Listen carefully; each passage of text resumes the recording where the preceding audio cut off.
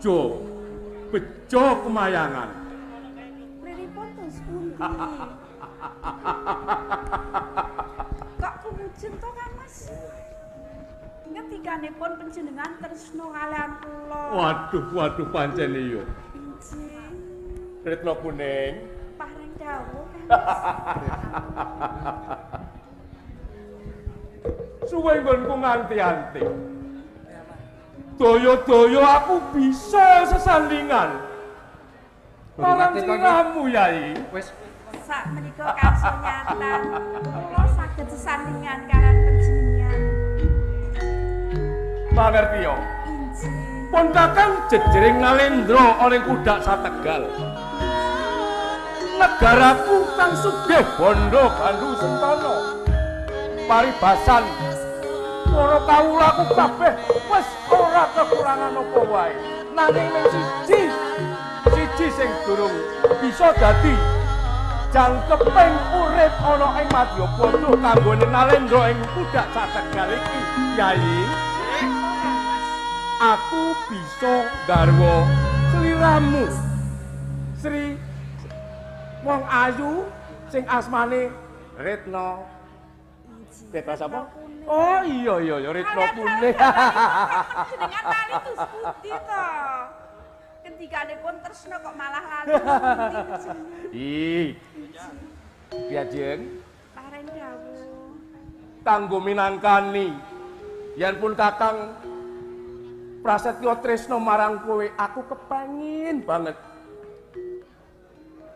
tak larapake ana ing ngarsamu supaya penggalihmu lega denipun Kakang bener-bener tresna marang sliramu Yai. Mesti kemawon Kang Mas, tandhanipun katresnan panjenengan kalian kula. Tetuan saupama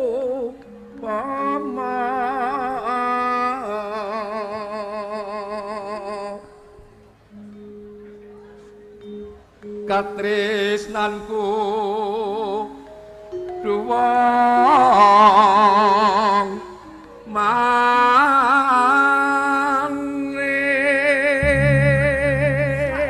Napa Kang Mas? sate masami ngrembaka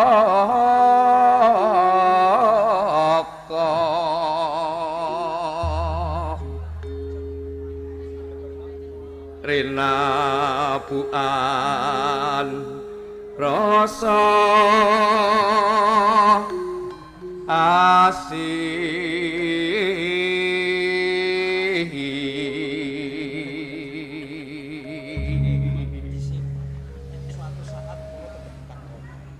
siang patri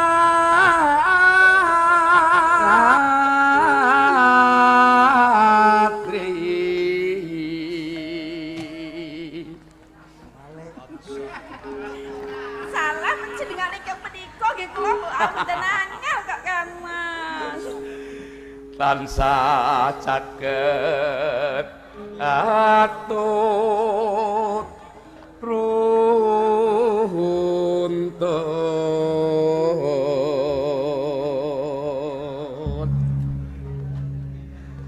datan kinggang saram roekmo nganti lali pun Kakang. Boten menapa-menapa. Nganti lali pun Kakang. Ya jane mono intine padha antare rambut lariku kuwi nanging netripi marang legenone. Iki kula pitados ya Mas. Nganti tumekaning lalis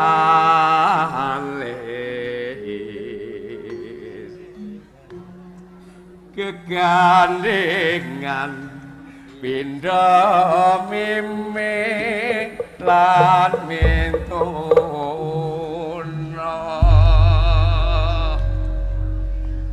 gelem to wis Inci saestu kula Aja tresna kuwatir. kaliyan panjenengan. Aja kuwatir Diajeng Retna Kuning. Inci dus pundi? Dadi prameswariku ana ing Pudak Setegal. Inci. Ora bakal kekurangan.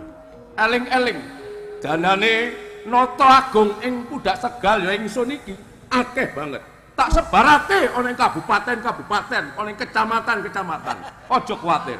Inci. Aja kuwatir kawulamu mengko kok padha kecintangan. Ora, jaman saiki wis ora. Kabeh wis diurus kabeh marang punggawa-punggawa desa, punggawa-punggawa sak pendhure.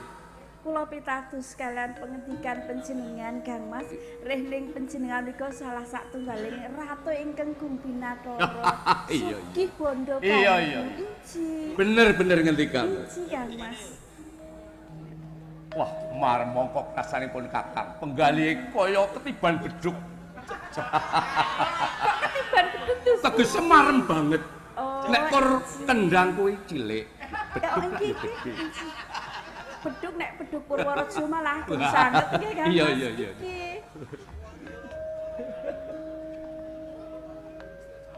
Duh Nimas Mustika ning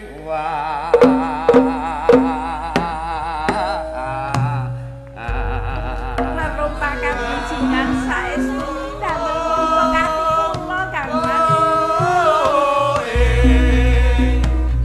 kanggo jiwat karena same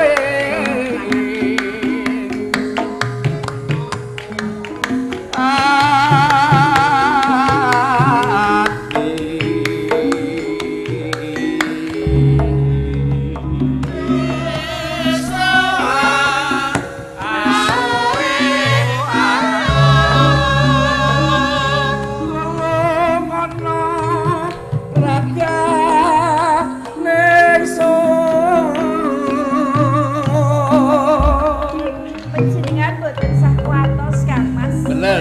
Inci, kula ingkang badhe tetulung dhateng ati panjenengan, dhateng raga panjenengan Kang Mas. Saestu Kang nandang kas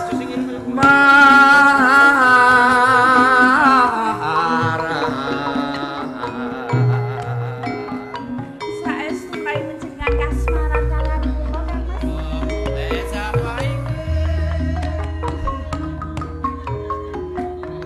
Sang mopi sanandane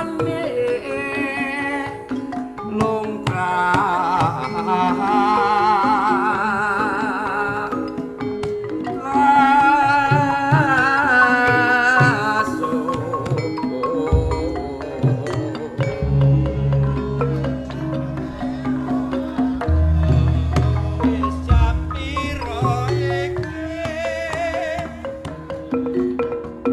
tresnaku marang slira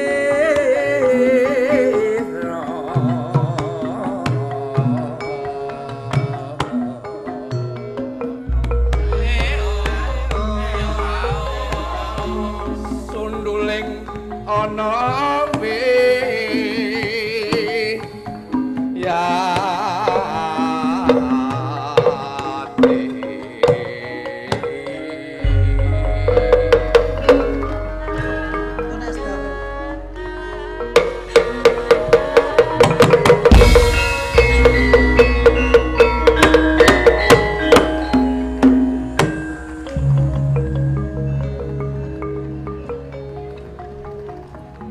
jebul ora ngira nembe aku nyumpeno apa nglamun kok kaya yo-yo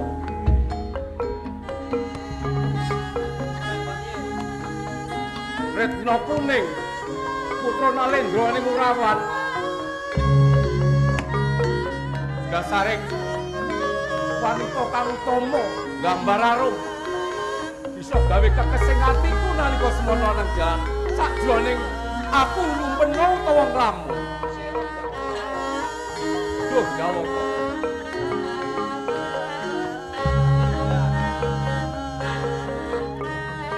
Yen pancen kaya mangkene aku tetep bakal tak eling-eling sak lawase yen nganti durung bisa ketemu Retno Kuning. Aku nggih Pak para Wadyabala. Patih, Senopati lan Temenggung.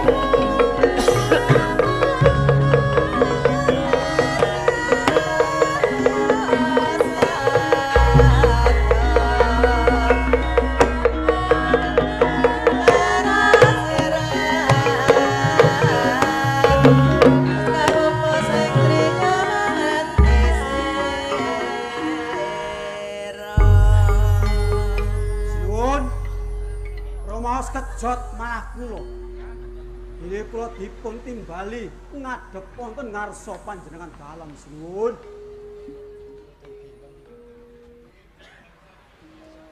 Nuwun sewu. Keparenging kabdi nyadong dawuh. Sajaipun penggalih dalem bingung menika mriki.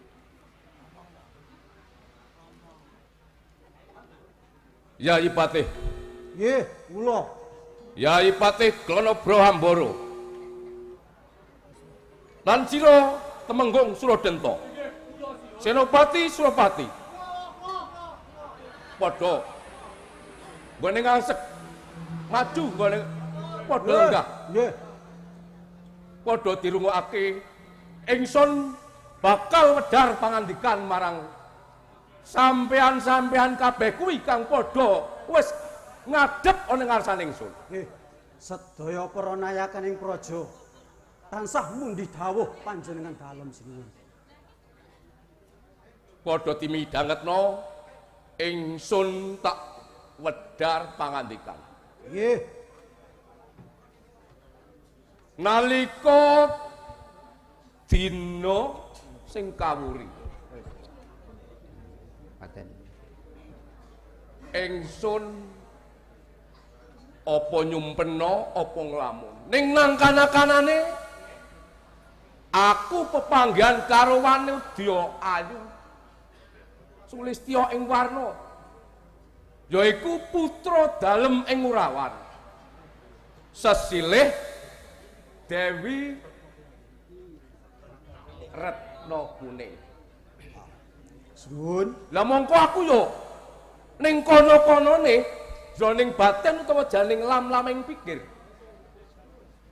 aku bisa bareng campur kaya dene lumrahe wong lanang lan wong wedok. Nggih.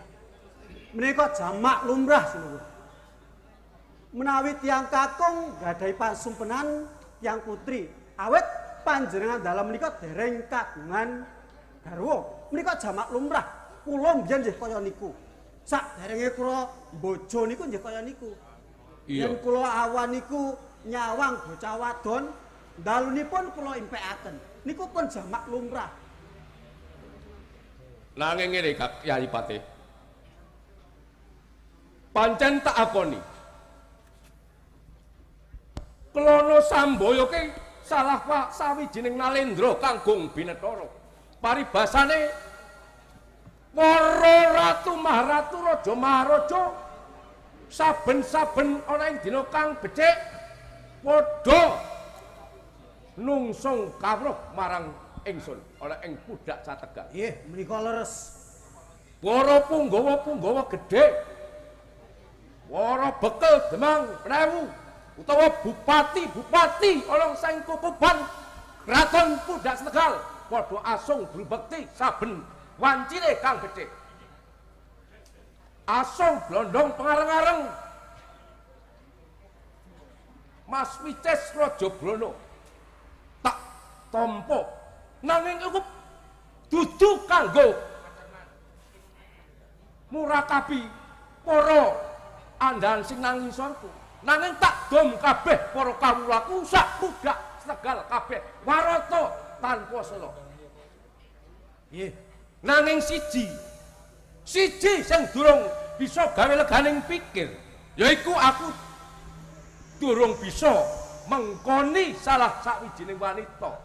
Lah ing kono mau ning impen kang wis gumathuk ana rasaning pamikir rasane lam-lameng pamikirku Aku ku daya-daya kepiye carane aku bisa duweni garwa prameswari yaiku Retno Kuning. Unjuk atur Sinuwun. Menawi paduka menika kok nyumpena ngersakaken garwa putripun Retno Kuning saking Urawan. Menika mujudaken sasmita saking ingkang Maha Kuwasa. Yektos menawi panjenengan saged garwa Retno Kuning dadosaken kuncara negari daleming Pudak Setegal. Bener kandamu, bener. Pancen nalika semula aku go nyumpena. Entuk samitaning Jawata. Aku bisa mengku wanita ayu yaiku Sri Kuning. Retno Kuning, Inggih, saka Ngurawan. Iku padha wae aku mengko bisa mahanani wijining ratu tanah Jawa. Tukul wiji-wiji ratu tanah Jawa ana ing Pudak Sategal kene. menika sampun jumbuh kalian wangsiting Gusti. Bener. Menawi panjenengan saged garwa putri pun Retno Kuning, paduka badhe lono anggenipun jumeneng nata Bener. Pudak Setegal. Bener. Nggih, nggih. Yen saka pamrayogane Suropati kepiye? Pamenika sae sanget amargi panjenengan Ratu Muda. Iya. Dasarpun wistaksana. Mbok menawi panjenengan badhe garwa putri, mboten namung setunggal, sedasa mawon saged. Kula kinten. Iya, bener. Mila panjenengan enggak garwa Prameswari Retno Kuning menika sampun satrep. Sinuwun, Yo, menawi panjenengan menika badhe nglamar. Kula lamarke wonten ing Kraton Ngurawan. Kula sagah. mengko dhisik. Ora-orane ingsun ora percaya marang Yai Patih. Nanging mengko dhisik tak penggali. Kaya durung marem. Yen aku durung bisa tekan Ngurawan matur marang ngarsane ingkang sinuwun ing Ngurawan. Oh, kersane Mula sebagian ngene. Saperangan mengko tunggu ana ing jroning negara Pudak Setegal. Kanggo jaga katentremaning praja. Nggih. Menawa sak wanci-wanci ana parang muka saka Padmancanegara iku ana sing tanggung jawab. Nggih. Saperangan nderekake ingsun lumarep ana ing Pudak ana ing Urawan. Nggih, nggih. Cetok? nggih, kula sagah nderekaken panjenengan lumarep wonten Kraton Ngurawan. Nah ngene. Mengko yen ingsun lumarep ana ing Ngurawan, matur karo ngersane ingkang sinuwun Lambu Amineso. Seno. Amiseno. Amiseno ya. Nggih. Sinuwun dipun tata penggalipun anggenipun Amiseno. nggih. Anggenipun Mergane aku lali. Antara Pudak Setegal karo Ngurawan Urawan. adoh parane. Nggih, nggih. Yen Pudak Setegal kuwi kan ana bujur timur pira lintang selatan pira. Nggih. Nggih. Nek Pudak Setegal ki mapane gampang, nek Ngurawan mawi nganggo nakuda. Nggih. Menawi Pudak Setegal menika wonten ing Sabrang menika Urawan wonten ing tanah Jawi ngaten. Iya, Nggih, nggih. Mula ngene. Aku ora perlu suwe-suwe. Ya. Tak lumarap saiki Senopati melu aku. Oh nggih. Saperangan men ana ing kraton Pudak Setegal. Nggih. Yen nganti